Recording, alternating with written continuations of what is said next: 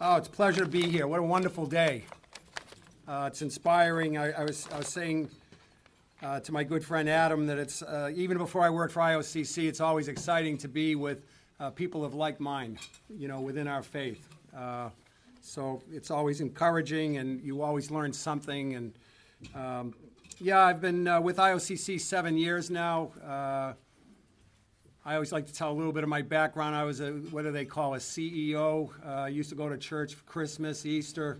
So I was a CEO officer, minding my own business, Italian, Catholic, and then I meet a beautiful Greek woman. And we were out having dinner one night. We were getting serious, and she basically looked at me and said, if I marry you, my kids are going to be Orthodox. And of course I said, because I was in love, sure, that sounds great. And then I went home and looked up what Orthodoxy was. So love is blind, as they say. But that was the start of an incredible journey. I actually didn't convert until 10 years after we got married, but I did worship on a regular basis at the Greek Orthodox Church. And I was going to say the friendliness but it really didn't happen that way, because the first gentleman I met said, "What are you doing here?" Right? I have to be honest. But in time, they got to know me, and I got to know them, and it was really the next week. I'm just kidding. And it was just the love that I felt, and I just got more involved with the parish itself. And I remember one day, it was a Saturday, and the sexton at the time asked me to dust the chandeliers. They were too high for him. He was a retired pharmacist.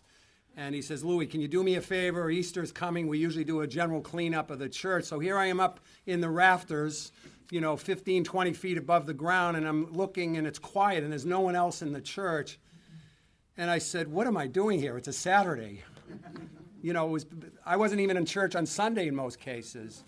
And I think that for me was the aha moment, or the epiphany, or when my relationship kind of was renewed with Christ and set me on a journey. And it's been all uphill since then. So I still pinch myself that I'm actually working for one of our church's agencies full time.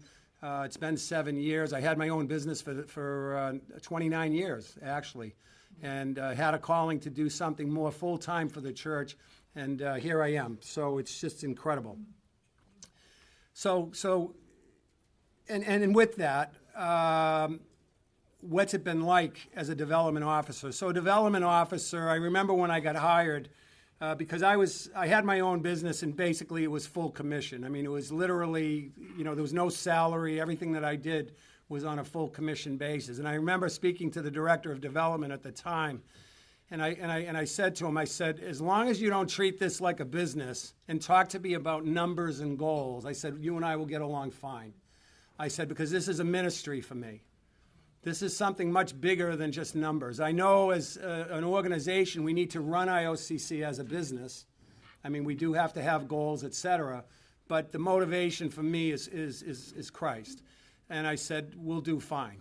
And fortunately, that's been the case, and it seems to have been worked out so well.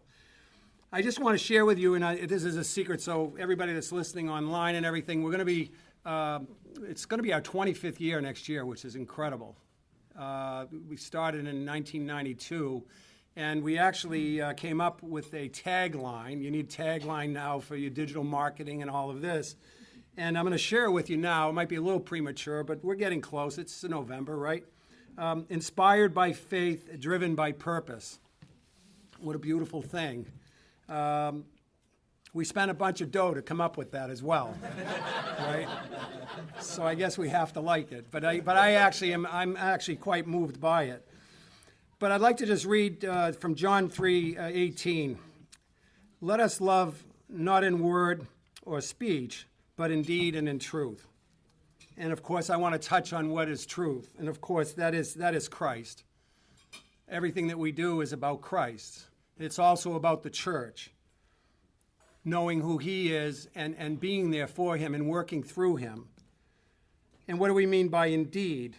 I mean, indeed, really, for at least in the context of IOCC, is taking this love of Christ this desire to witness his love throughout the world and do it in a very tangible way. That's through the compassion and showing our compassion by all of this different aid, which I'm going to be discussing tonight. So it's an incredible, powerful thing to see. Driven by purpose, what is the purpose of IOCC? I already touched on some of it. It's a ministry, right? People say, oh, you're a fundraiser. But in reality, it's much more than that. The fundraising part of it is the fruit of the work that we do. But as a development officer, really, it's about, really, IOCC is a conduit between you, the faithful, and the people that we serve, if you think about it. You have a certain desire, hopefully inspired by Christ, whether it's Matthew 25 or all the different readings that we see. And so we're the vehicle that can get that done. So when I go overseas as an example and I'm meeting beneficiaries that we serve, I'm representing you, the faithful. And it's just an incredible thing to see. So our purpose is really twofold. It's witnessing the love of Christ, but it's also it's salvific. It's about salvation, isn't it? Because ultimately, isn't that what we're all talking about is, in our end days, we're in the first half of the game, so to speak, while we're here on earth. And that hopefully if we do everything according to Christ's wishes, we'll be rewarded in heaven. So it's salvific. So I find a lot of strength in that. And I'm blessed to be able to see that in all the different things. So people saying, yeah, sure, I meet with donors and I listen to them and we meet about different projects that they might be interested in. But I also get to talk to women's organizations and men's organizations. I have the blessing of being able to speak in a parish after the Divine Liturgy is over to talk about our work. I could be talking to a Sunday school program one day, a youth program the next day, or like I said, some other fraternal organization, because we work with all of them. I get to see, and this is kind of selfish, but I get to see the mosaic of our faith, how they worship in all the different jurisdictions. Gail already mentioned I was at the Ukrainian Sabor, so I got to hear the liturgy in Ukrainian, right? And then the week before that, I was with the Carpatho-Russians in Johnstown, Pennsylvania. I could be at an OCA parish, whether it's Romanian, Albanian, and then back home with a Greek parish. So it's just an incredible thing. I see all the different traditions, both the capital T traditions and the small T traditions. It's incredible. It's a beautiful, beautiful faith that we have, but we're doing it in many different ways. All one faith, of course, but many different ways. And it's amazing to me. I've been doing this 7 years now. I estimate I've probably visited 200 plus parishes. And when I think I have it down and I've seen everything, there's always something that happens that surprises me. I was where was I? I don't even remember where I was. I was at a parish last week, and all of a sudden, the priest was ready to read the gospel, and a woman comes up and kneels down in front of the unit that you put the gospel on, and just stood there with her head bowed while the priest was reading the gospel. Has anybody ever seen anything like that? You have, yeah. It was so powerful to see. And I asked her later, where was she from? And she happened to be Lebanese. And she actually got that from her mom. And it was just something that she had always done. Now, I'm not suggesting that you all start doing that. And I always have to be careful because, like I said, everybody has different ways of doing things. Sometimes you have the kiss of peace, sometimes you don't. And I could probably cause all kinds of controversies. But it's just an incredible beauty to be able to see this. So it's about ministry first. It's about ministry first. And then the money will come. And you've probably heard this said, if you're doing the work, God will bless us. God will bless us. So what is it? Who are we? So International Orthodox Christian Charities, as is this organization, we're the official humanitarian agency of the Assembly of Bishops, which was SCOBR at the beginning. We are different than OCMC. I always like to start out that way because OCMC, they're the ones that preach the word literally. They're the ones that baptize. That's the agency that does the beautiful work in building the churches. What we do, and this is the one thing I hope you walk away with tonight, What we do is we build up the capacity of our Orthodox church, the local church, no matter where it is in the world, to give this aid, to help people that have been affected either by a natural or a man-made disaster. Does that make sense? So they build the church, we support the church in helping them do this kind of work. It's not about us planting, and this is my good friend and colleague Dan's words, it's not about planting the flag of IOCC in the ground. It's about planting the flag of the Orthodox Church, the local Orthodox Church, and enabling them to become self-sustaining in doing this work. And I'll talk about a couple of programs as an example. We don't want to be there forever. We want to just be there to help them. So we do it in a managerial way, but then we also apply for grants to be able to do that work as well. Or we might have partnerships where we have donated materials, which I'll get into as well. So we've been doing this for 24 years. We've been in 50 countries. We haven't been in every country of the world. What I should say that's important, if there's a disaster anywhere in the world, we will get aid there. It might not be through the Orthodox Church because there might not be an Orthodox presence there, quite frankly. But we will do that. We do belong to a partnership or a co-op, something called the ACT Alliance, which is an acronym for Action for Churches Together. And what it is it's about 130, roughly, Christian denominations from around the world. And we've all agreed to basically follow the same protocol in the distribution of aid, the same protocol and accounting procedures so that we trust each other, the same principles of being non-discriminatory in the work that we do. Does that make sense? So we're able to get that aid out no matter where it is. But then when it comes to economic development, we're going to be working through the Orthodox Church, as I just said.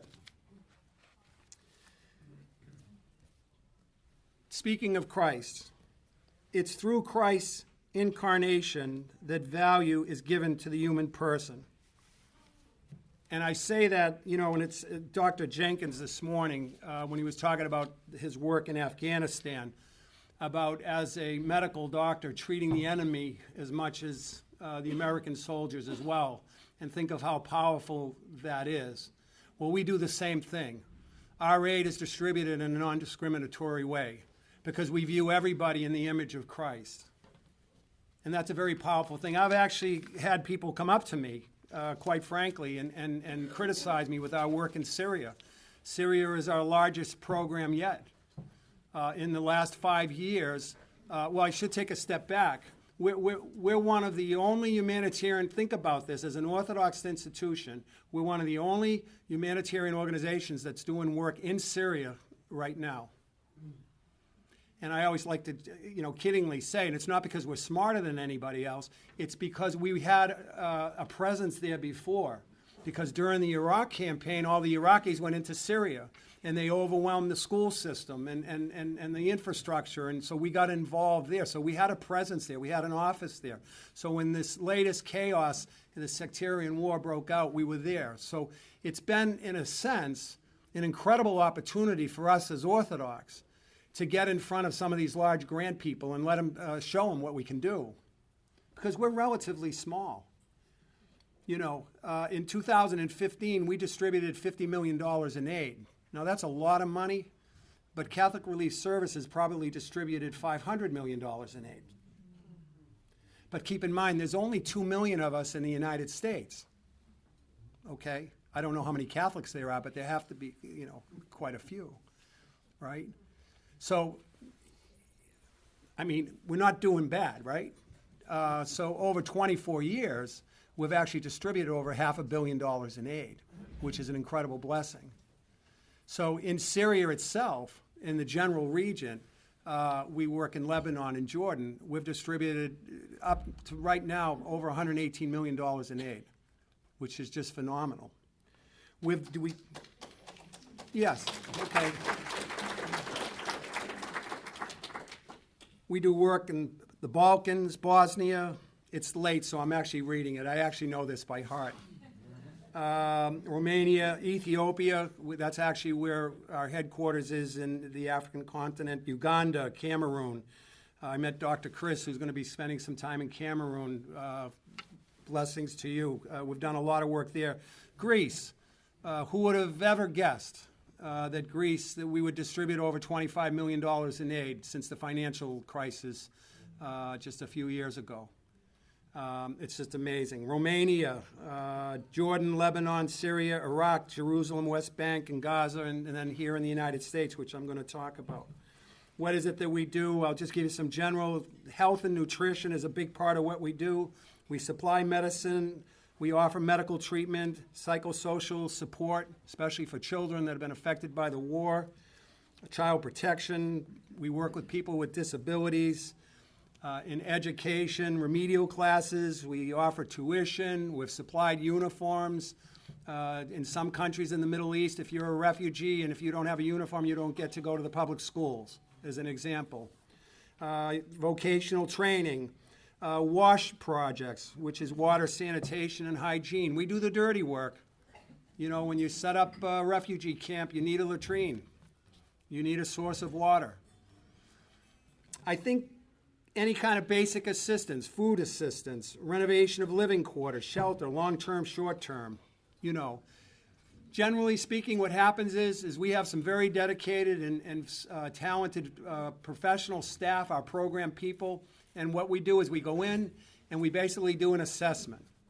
We say, okay, what are the other organizations doing? Where is there a niche? What needs are not being met at this time? How can we fit in?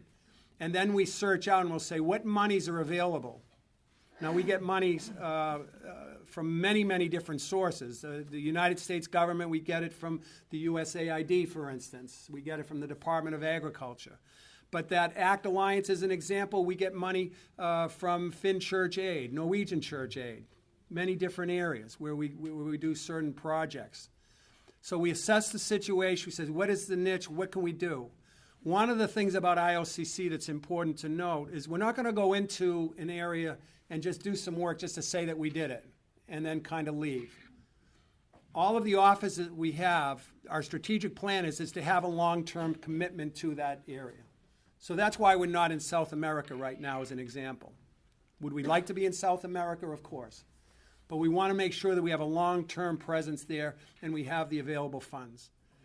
We're not going to build a school unless we know that they're going to be self-sustaining and that they're going to be able to have the support for the salaries, as an example. There's been, why don't you build a school here? Well, we'd love to build a school, but what's going to happen in 3 months if there's no salary, right? So we're always trying to come up with ways. Good example, Haiti. I was in Haiti a couple of years ago. We have about 7 or 8 parishes there right now. Rocor and the Greek Archdiocese both have mission parishes down there. One priest, Father Barnabas, 6'4", he's Haitian, wonderful man, living on nothing to do this work. His family literally lives in Miami, and then he travels back and forth. His school was completely destroyed, not his school, but the Archdiocese school was completely destroyed during the earthquake in 2010. And the place that he's living in now is literally a concrete block on the edge of a cliff, and honestly, there's cracks in the wall, and if there's another tremor, he's history. I was telling him, you got to, can't stay there. But this is the kind of dedication that you have. We're raising money right now to build that new school for him. He has about 350 kids that come regular services. He has a beautiful little chapel there as well.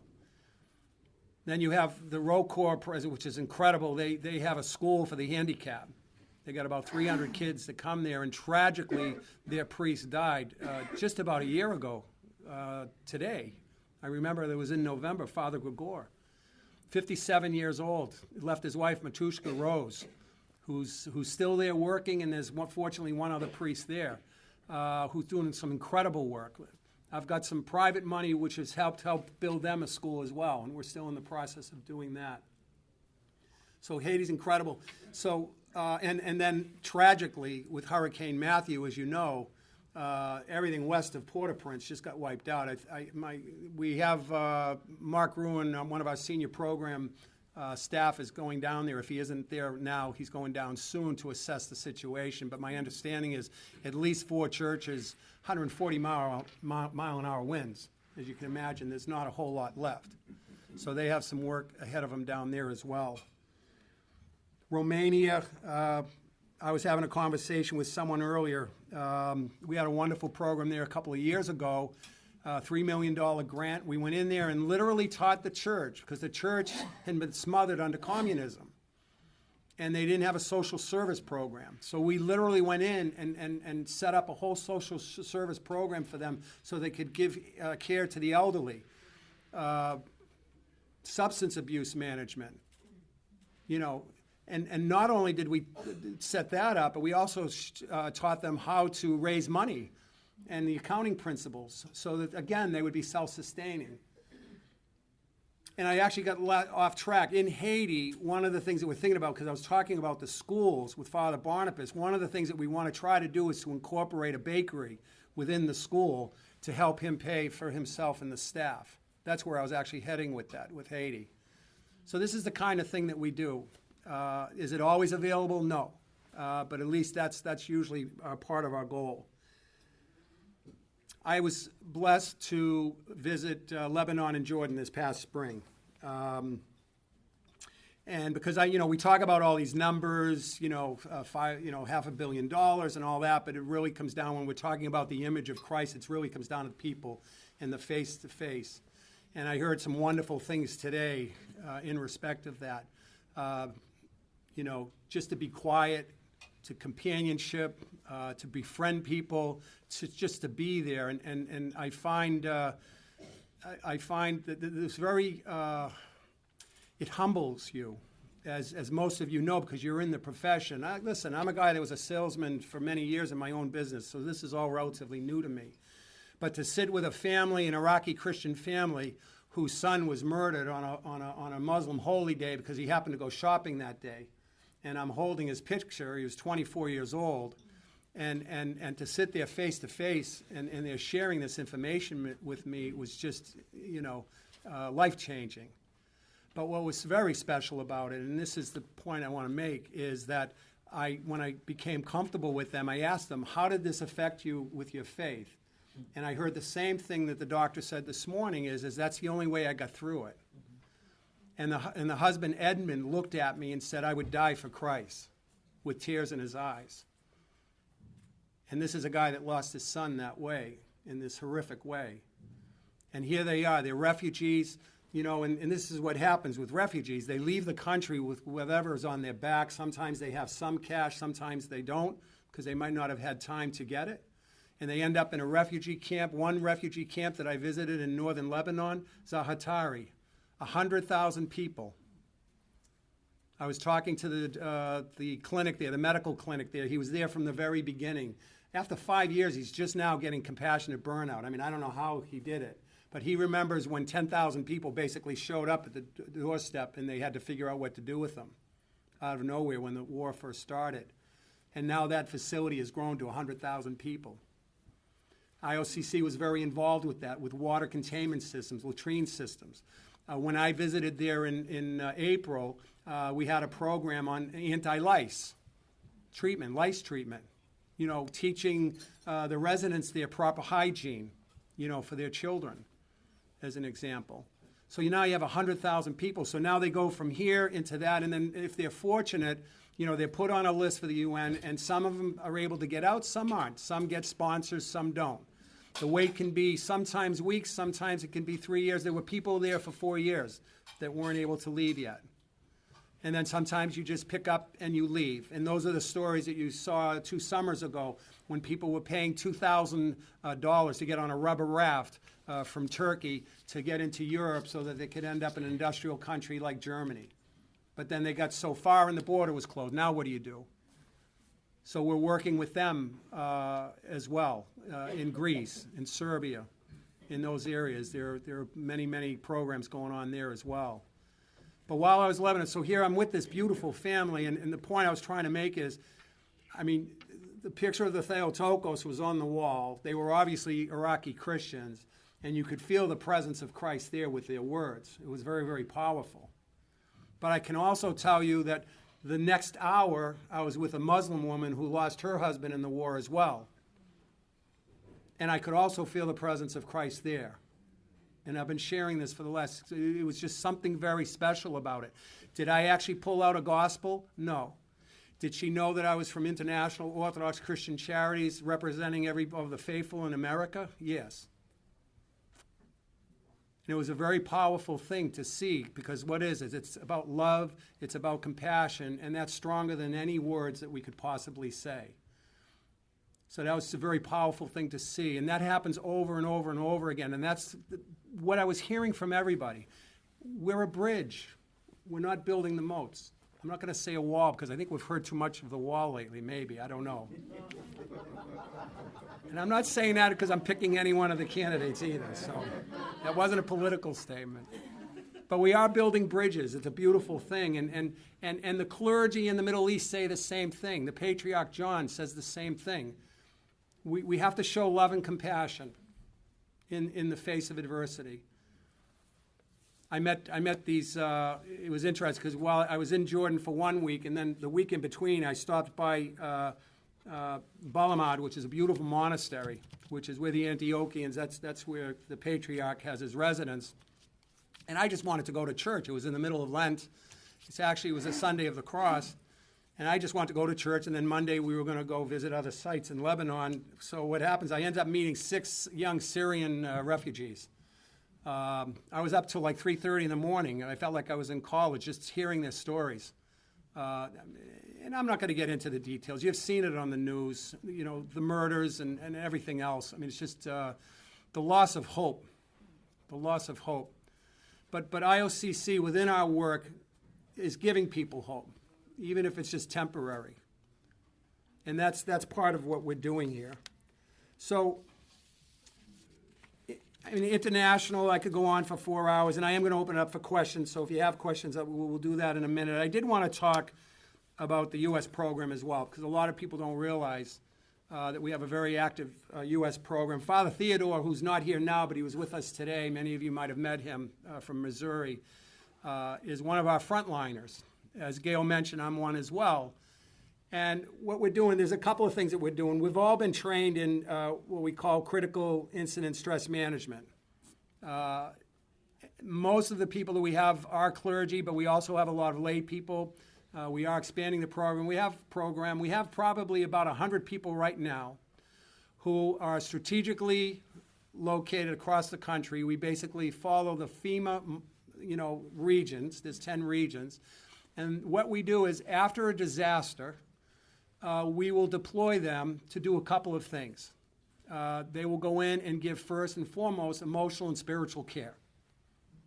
So we're kind of the in-between from the time someone might have lost their house during a tornado, and if everybody's safe, we kind of come in at the beginning of the recovery period before they seek professional help. So we're the in-between to give them that emotional and spiritual care. And the other thing that we do is we assess the situation where we might be able to bring in goods, maybe their blankets or water or whatever it might be, okay? But the other thing that we're starting to do is we're trying, as a matter of fact, this is an ongoing thing now, is we're trying to take to the next level, and that's to increase what we call our action teams. And that's going to be individuals, lay people, who are willing to be deployed, say, for 4 or 5 days into a location after a flood or what have you, and they would become like team leaders.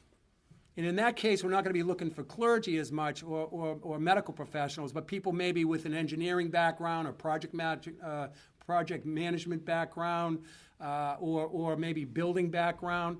And because what we do is we get volunteers together to do what we call muckouts in the case of flooding, as an example. And it's really wonderful because now you can get the youth and adults involved from the local parishes to come in and do these muckouts. And what's a muckout? House is flooded, so everything that's maybe this high up, it gets wet. And basically, there's really no saving it. You have to take all the furniture and throw it away. And then the walls have to basically be removed, 4 feet down, all around so that the mold doesn't build in, especially in the southern states. It can happen pretty quick. So we actually organize these teams of volunteers to come in and help do that and get everything out on the street. But we're also trying to get the local parishes to do an asset management thing where they might be able to become a distribution point. And I'm a case in point. I was in Columbia, South Carolina 2 weeks ago. Father Thomas Moore, OCA. Okay, very tiny parish. He might get 40 people on a Sunday, but they have a little hall next to the room. After the West Virginia floods, okay? They became a center for relief organizations to come down and to organize their work throughout in Colombia. And they just a year later, they're just finishing up on that. What a blessing and what a way to witness, just to be able to do that. We've got these beautiful facilities all over the country. Why not utilize them in doing that? I had a woman downstairs. I won't say her name because you might know her. And it wasn't a bad thing that she said. She was going out to dinner tonight with her son. But when we were talking about IOCC, she says, I've been Orthodox my whole life. And he says, one of the things I didn't like about our church is we weren't doing enough to reach out to people outside the church. And it's so refreshing to hear this now. It's always been about festivals with me, This is part of the ministry that I'm talking about. And this is what we're trying to grow, is how do we get in front of the folks and witness the gospel in this tangible way, like I said at the beginning. It's very, very powerful. So our U.S. program is moving along. The other thing that we do is we have something called the Serve Extreme Youth Leadership Program, which has been, we've only had 2 or 3 of them, so we're starting slow. We got a grant from Leadership 100 of the Greek Archdiocese, and what we're doing is the bishops in each of the jurisdictions will pick 1 or 2 young adults to come to one of these conferences. And we have a number of different programs for them, and they'll come out and they'll actually do work in the community as well. And what is it that we're trying to do? Is we're trying to plant seeds about theokonia, about service, the importance of it for the parish, how it energizes a parish. So we're doing that as well. In the future, hopefully, we're not there yet. Human trafficking might be something we might want to do. I know there's been talk of that, refugee resettlement. We wish we had that in place right now. Quite frankly, we just don't have the capacity to do it. But that's something in the future. But in other words, it's all about getting our local church, even here in the United States, on board to be able to do this work. One other thing on the U.S. program that I forgot, and have any of you ever been on one of our builds with Habitat for Humanity? You have. One of these we talked about. 2. Awesome. Wonderful program where we have partnered up with Habitat for Humanity, Hurricane Sandy, Hurricane Katrina, many different homes. I think we've rebuilt 200 homes or something like that. It's been a lot. But what's really great about this is let's say there's just 2 of you from Wichita and you want to do this. We'll hook you up with 3 people from Buffalo and maybe a person from Boston, and you all meet together as Orthodox Christians for a week. You start the day off with a prayer, and you're rebuilding this house with Habitat for Humanity. Did you enjoy the experience? Yeah. I was by myself, and I connected with a group down in New Orleans from Pittsburgh. Bravo. So that's a perfect example. So we want to expand on these programs. And, listen, we can only do what we can do depending on support and volunteers. But we're at least moving in that direction. So what can we do? And, I have to be honest. I told you how many parishes I visit a year. It's amazing to me, and this isn't in all parishes, so please don't take offense. But generally speaking, I will tell you that 20% of the faithful know exactly who we are, or they support us in some way. And then there's maybe another 20 or 30% who'll say, you guys are the ones from Florida, which means they're confusing us with OCMC. And OCMC gets the same thing. You're the folks from Baltimore. So, and they have a general idea, well, we're doing some really good stuff, but they're really not on board yet. But there's still 30 to 40% of the faithful who have no idea who we are. And the question that's always given to me, why aren't you telling everybody the good work that you're doing? Well, we spend thousands of dollars doing that. The question is people aren't reading it. They're not looking at the websites, or maybe the reverend clergy aren't thinking about it. It's my hope and my prayer, and this is what I tell the clergy when I visit their parishes. You don't have to pass a basket every time there's some sort of an event or a disaster, but just mention us in prayer, or just say, folks, check out IOCC. We have an organization that's doing this work. Frustration is probably too strong of a word, but when I hear that we're reinventing the wheel, or that someone's giving to a secular organization that's doing the same work that we're doing, out of their compassion because they didn't know who we were. When, as I said at the beginning, we're doing the same thing, but what are we doing? We're building up the body of Christ. We're building up the local parish to do this work. We don't have to reinvent the wheel. This is why, this was the whole concept. This was the mission or the vision of the founders of IOCC, to have a professional organization that does this work in a very efficient way. And I always remind people that our job is to be transparent and to be efficient, right? And we try to do that. For every dollar that you give, 92 cents go to the people of need. That's one of our taglines, right? We also tell people that for every dollar that you give, on average, we leverage that 7 times through these different grants. But in reality, depending on the year, it can be much more, much less.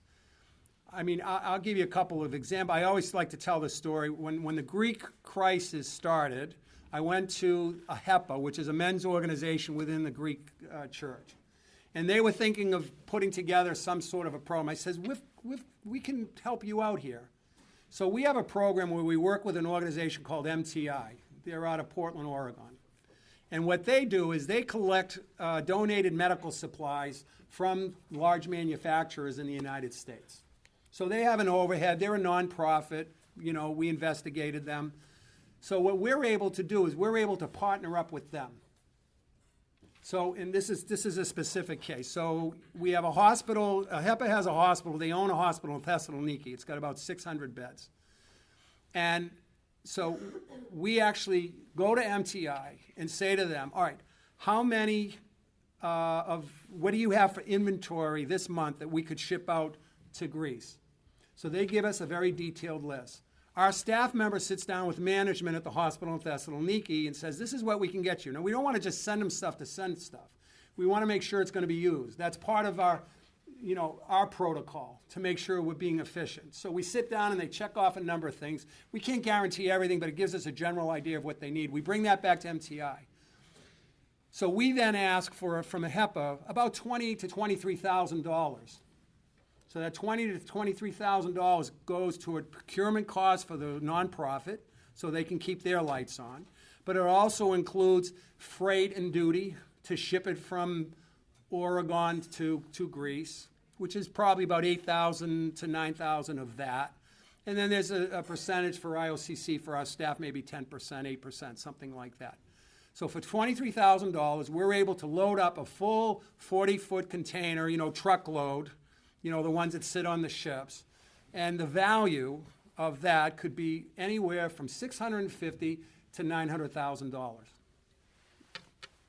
So for $23,000, we just shipped $900,000 worth of aid to Greece. And we do that throughout the world. Now, we do that with wheelchairs, mattresses, and I could go on and on and on. Or we might be able to apply for a grant that's $3 million, where in reality, our investment is probably maybe only $50,000. And I'm making this number up just to try to make a point. So this is the power. This is when we mean by leveraging the dollars. This is what's important to us. In most cases, we would rather do that. We don't want to just take $1,000 of your income and just hand $1,000 overseas. What we'd rather do is to make that $1,000 work and get $40,000 or $50,000. Does that make sense? So in 2015, to put it in perspective, we raised approximately $6 to $7 million from the faithful, from churches, from organizations, from the different events that we have. And we distributed $50 million in aid, which I mentioned earlier. So my whole thing is, what can you do? Obviously, we're always looking. The best thing that you could do is become monthly donors for IOCC, because that helps us, especially with our budgeting process. This is the worst time of year for us, and every organization, as Adam would to anybody, you're always waiting for the dollars to come in fourth quarter, right? And it makes it very difficult for us with our budgeting. And actually, if we knew ahead of time what someone has pledged, it helps us with applying for grants as well, because we can actually use that toward the grants, that we have X amount of dollars pledged. Because the grant people don't just give out money to anybody. There has to be an investment on our part. There needs to be presence on the ground. They want to make sure that it's going to be managed properly. Does that make sense? So that's the number one thing that I always suggest, even if it's $10 a month, to try to get engaged with IOCC. If you can afford $1,000 a month, great. But we just want you to try to get engaged with IOCC. We'll promise the transparency. We'll update you on, the impact that it's making. You can direct your money toward different campaigns. We'd like it to go into the unrestricted, quite frankly, and let us distribute it as needed. But if you want it for the Middle East, you can do that. We have a Hurricane Matthew fund right now as an example in our emergency response fund. All this you can see. Check us out online, iocc.org. Federal campaign, corporate campaigns, stock options. We'll take your old car, right? Which, believe it or not, I gave a car 5 years ago. I was amazed. $3,000 came into IOCC. This thing couldn't even run. It had 180,000 miles on it, but they can sell it for parts. So that's actually a pretty powerful way to donate. So that's it. I'll open it up for questions. I could go on forever, but I know dessert and coffee's downstairs. And we were talking at the table that I don't want to be the one that keeps you away from that. So are there any questions? Yeah. Thank you. So I'll allow like one or two quick questions. Please, Cheryl. Both. It depends. I mean, we'll always take the money first, quite frankly, but the kits are very, very important. Church World Service is our partner with that. So we have a warehouse in Maryland, and what happens, for all of you that don't know what the kit programs are, there's a couple of different categories. Hygiene kit is one of them. So parishes, what they do is they assemble these little kits. It might be a washcloth, a toothbrush, a bar of soap. We have a specific list, which you should follow, by the way, because of duty and customs, all right? We also have school kits, pencil, erasers, paper. Then again, there's a list. Put them in a little bag, and even if you shipped us 10 of them, some parishes will do 300 of them. What happens is we stockpile those, and there are other Christian denominations that are sending these into this program.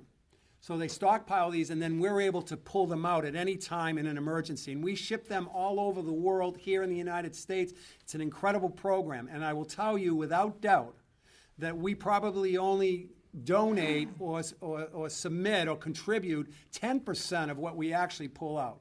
I'm guessing that, but it's a low number because one truckload of the hygiene kits, there's 15,000 of them. And I tell you, it brightens the day of a young child. You wouldn't think it means much, but in a war-torn area or after a tornado, to be able to get that toothbrush or that sense of normalcy in their life can make a huge difference. We find it very, very, very successful. So absolutely, that's up to you. I mean, we don't direct you in any different direction. Wherever God sends you, we'll take it. Okay. I'm sorry I didn't bring that up. Thank you. I'll take one more quick question. I'm just curious, was there anybody here that didn't know, honestly, are you in the 20% of the people that didn't, that knew us but maybe mixed us up with OCMC? Or did everybody know who IOCC was? Everybody knew. Of course, I'd love to ask now how many of you are actually donating to us, but I won't do that. Because God knows, right? That's the Catholic in me, the guilt part of it that's coming out. Once in a while it starts, so. Okay, well, let's thank Lou again. Yeah, thank you. Great, thanks so much. God bless. Lou, that was perfect. You were the perfect demo speaker. So, look,